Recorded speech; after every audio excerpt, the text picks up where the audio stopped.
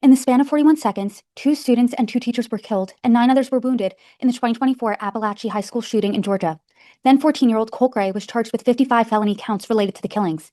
However, he wasn't the only one to be slapped with murder charges over the school shooting.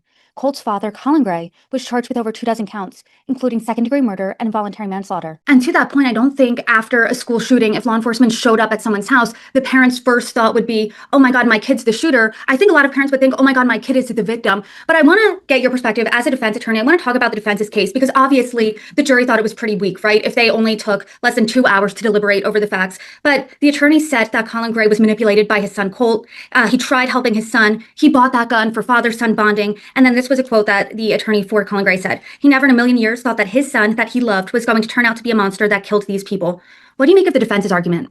Yeah, so these were very good defense lawyers representing the defendant in this case, and they did a good job, right? This is a novel kind of prosecution where the parent is being accused, so it's not something where you're going to talk to a bunch of other lawyers who handle cases just like this, right? You can't get new facts as a defense lawyer. Sometimes the facts are bad, and I think they still did, despite the verdict, a good job of kind of show. This is Georgia, right? Like we love our guns here. It's not uncommon for a parent and a child to have a gun, but they can't and ultimately could not get around these bad facts that were the red flags that they should have been aware of. So I think they did a very good job with what they had. I think the arguments were what any good lawyer would have argued. The jury just didn't buy it.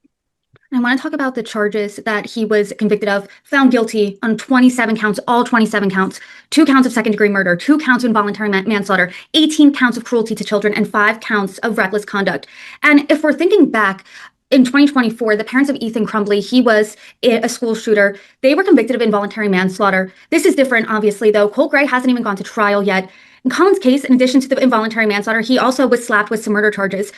This was more aggressive than the Crumbleys. Why do you think that is? Do you think the punishment fits the crime here?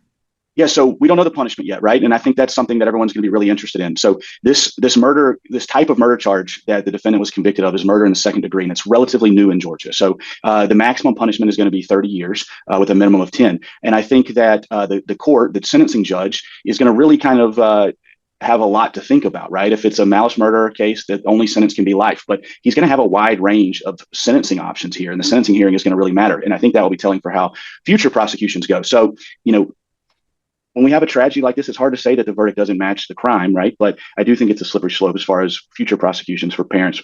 At what point, if your kid gets a speeding ticket, is the parent responsible for giving a fast car? But when we see that sentence, it's going to be telling for future courts, I think, is this a maximum sentence case? Does he get 100 and something years, or does he get something closer to 10? And I think that's, the judge sat there through the whole trial, and it's going to be very telling as far as what the court thinks as far as the defendant's culpability.